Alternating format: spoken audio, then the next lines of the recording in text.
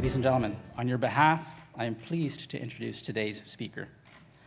Olivia Chow has joined Toronto's mayoralty race and is ready to tackle what she sees as the city's biggest challenges: children and families, transit, jobs.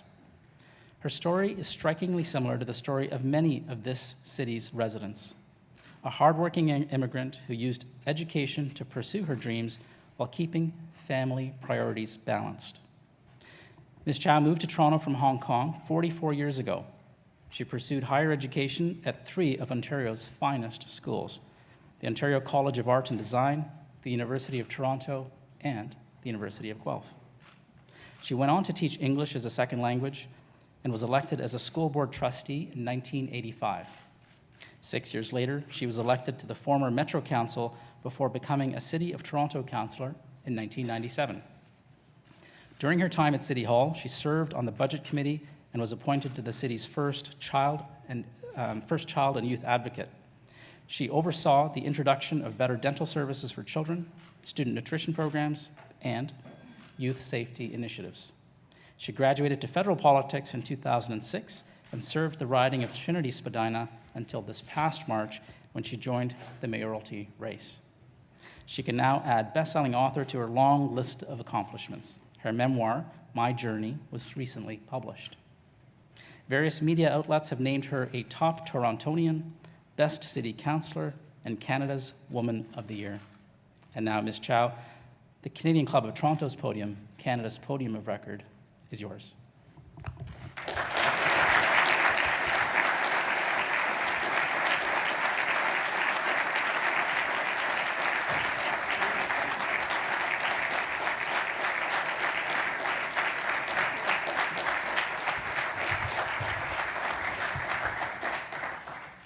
Thank you. First of all, thank you for that very generous introduction.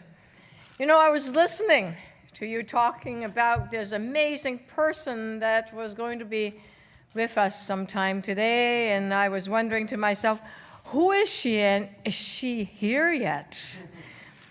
That was very kind, so thank you for that.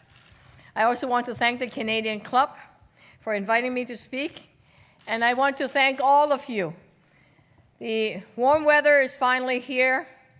The patios are calling, and you've agreed to spend some time indoor with me, and I'm very, very grateful. This is a great city all year round, but there's something special about the spring. When people come out from a long winter, and you can hear the musicians playing jazz in the street corners, watching people throw frisbee to the dogs in our parks, or cheer for runners in one of the many races around town, or ride your bike like I did with 14,000 other people in the Ride for the Heart on Sunday. All winter long, we wait and we hope, and in spring, our hopes for renewal are finally realized. That's what I want to talk to you about today, about the renewal hopes and dreams we all have for our city. As you know, I bring something unique to this city, to this race. I know what it is like to live in a household where you are worrying about how to pay the bills. I lived that life. So do many people in this city every single day. We started out in a low-income apartment in St. James Town, and it was hard.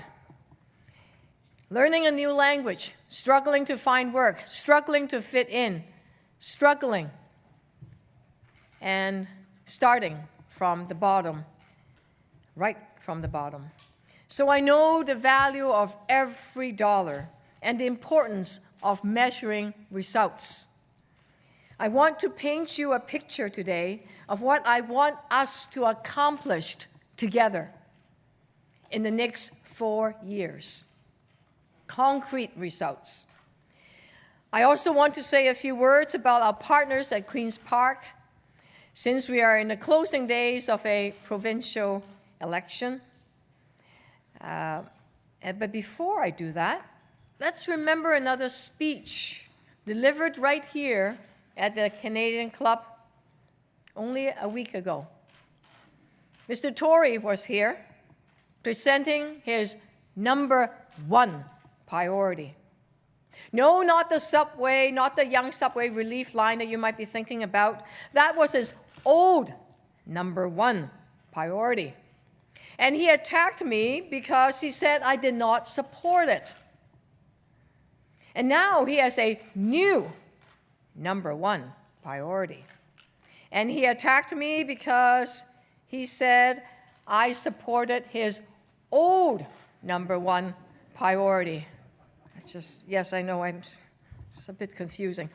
But I don't want to go into his latest scheme today, but I do want to talk about what this flip-flop means about Mr. Tory. Because we've seen this over and over again. He supported faith-based schools when he was the leader of the Ontario Conservative Party, then was forced to take it back.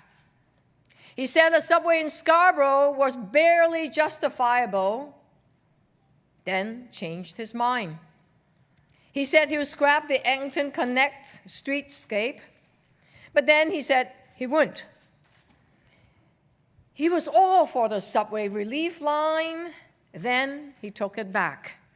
That's what's happening over and over again, and it is disappointing.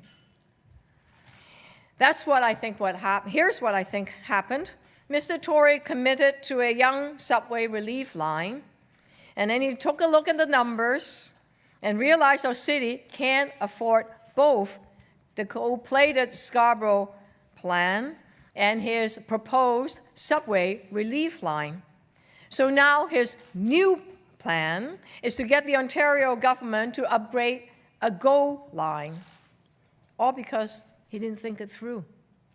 In fact, he's still not thinking it through, because if you look at his maps, his latest idea would see parts of his provincial GO line running right on top of his Scarborough subway line, right on top, like a really expensive layered cake.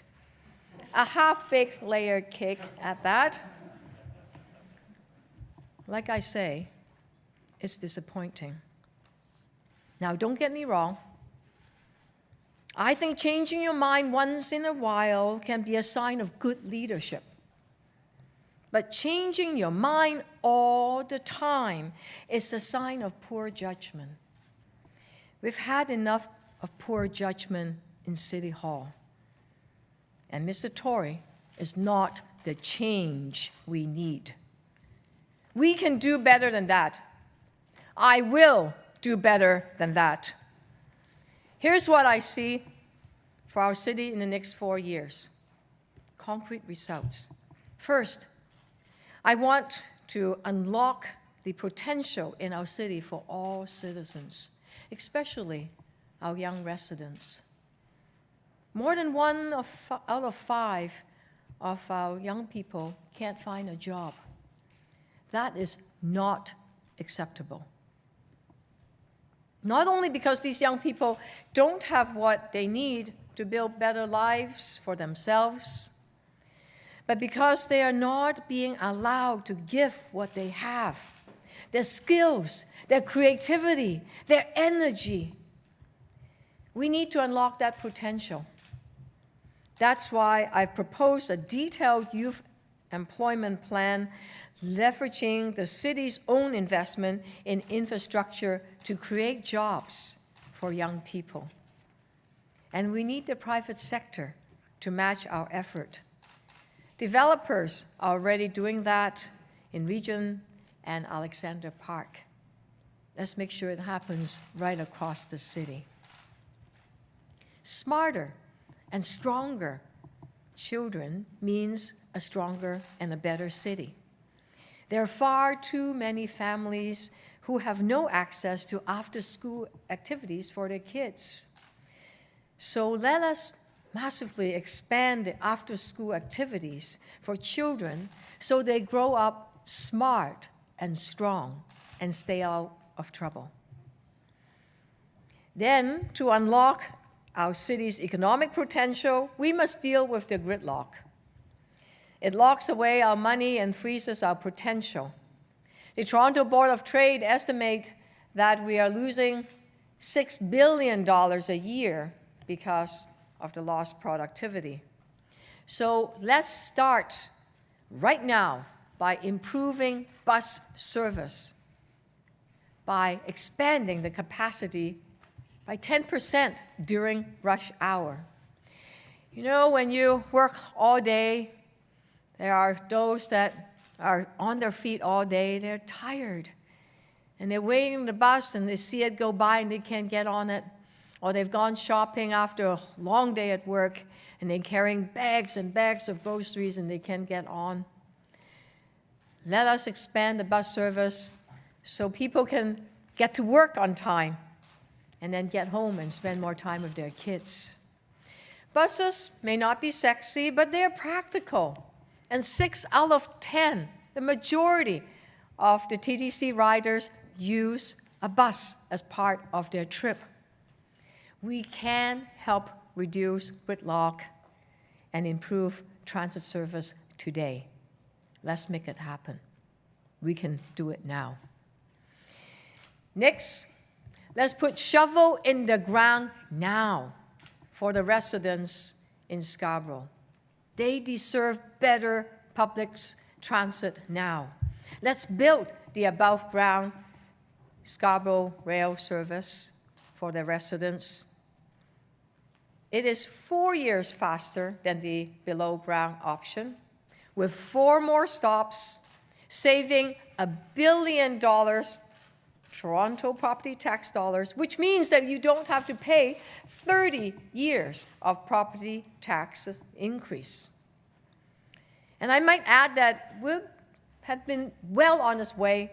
The Scarborough above-ground transit service would have been completed next year had it not been our current mayor wasted 4 years of revisiting, and scrapping a plan that was designed by expert, well thought out, well-researched plan.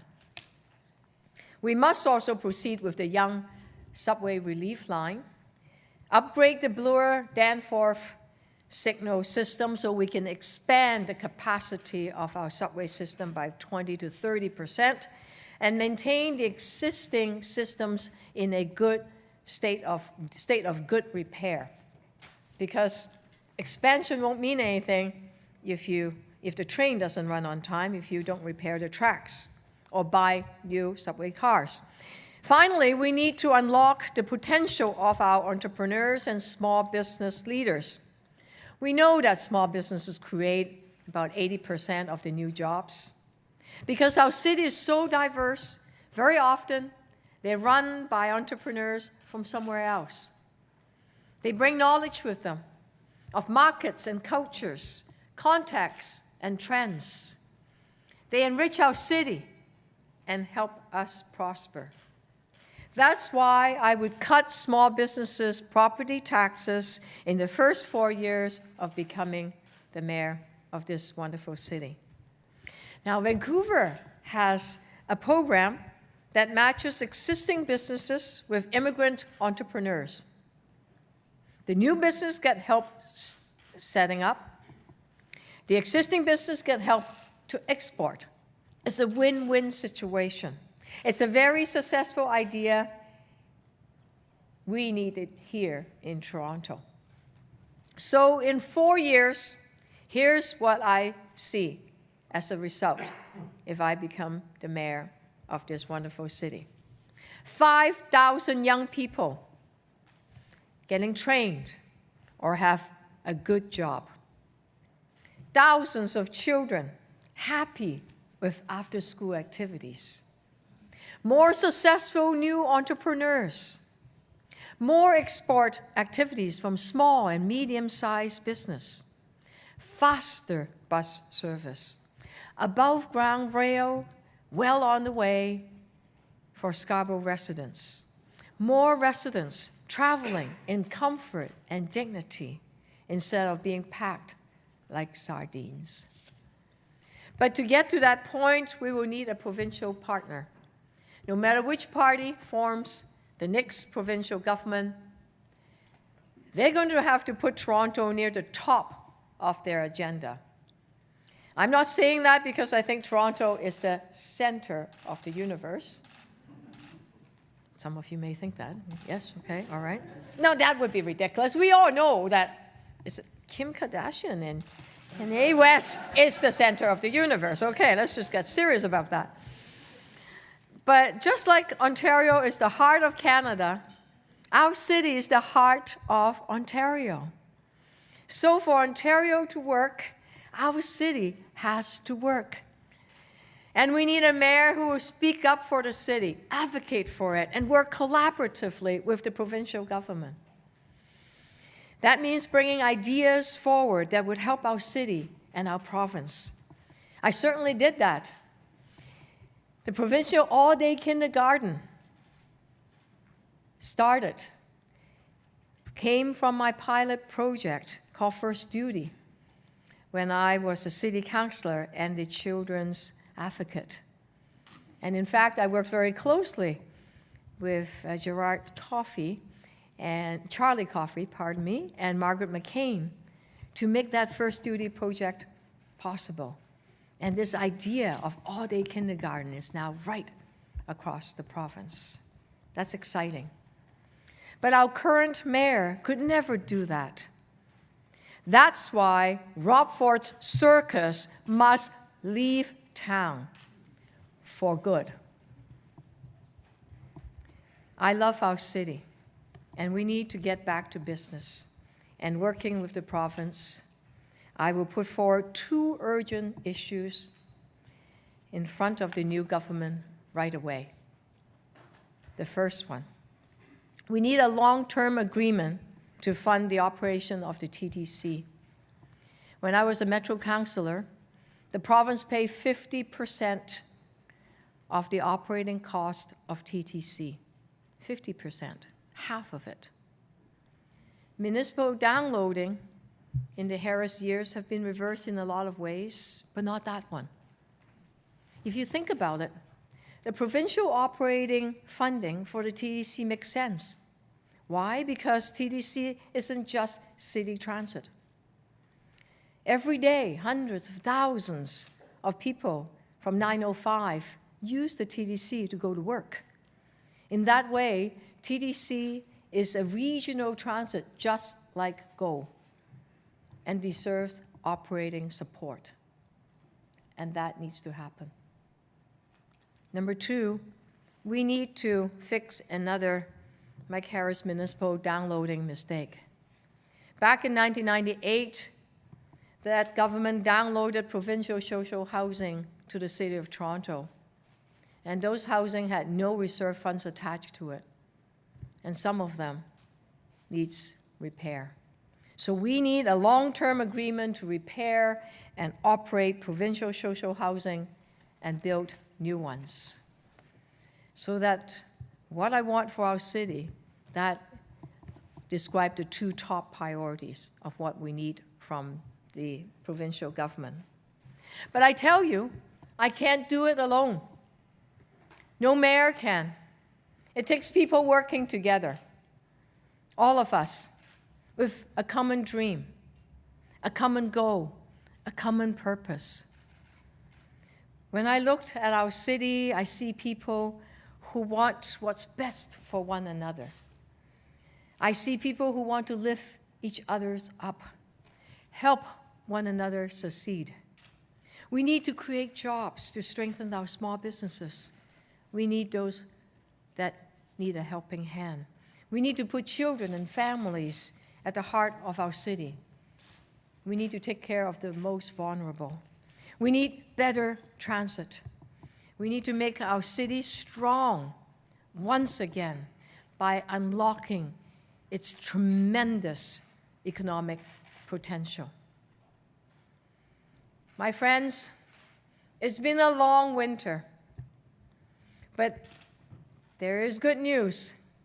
Spring is here, and change is around the corner. Let's make change happen. Let's make change that lasts. Let's do it together by electing a new mayor, for a better city. Thank you very, very much for joining me today.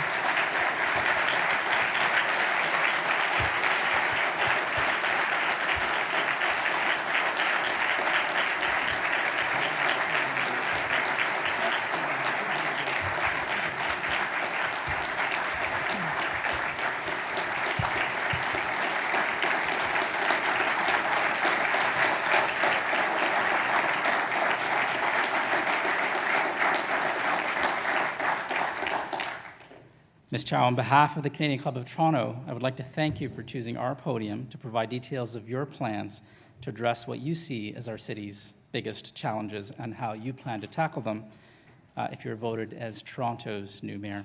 For more than 20 years as a local and federal politician, you've demonstrated how the combination of passion and purpose can make a difference in the lives of children, young people, families, and communities. And it is this combination that comes through in your plans for Toronto. Please accept our best wishes as you make your way through our neighborhoods and communities to outline your plans for a better city. And thank you once again for joining us.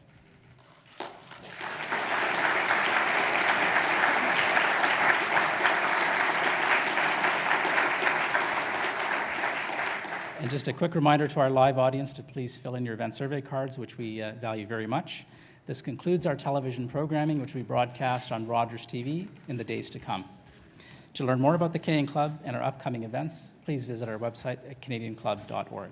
Thank you for joining us. This meeting is now adjourned.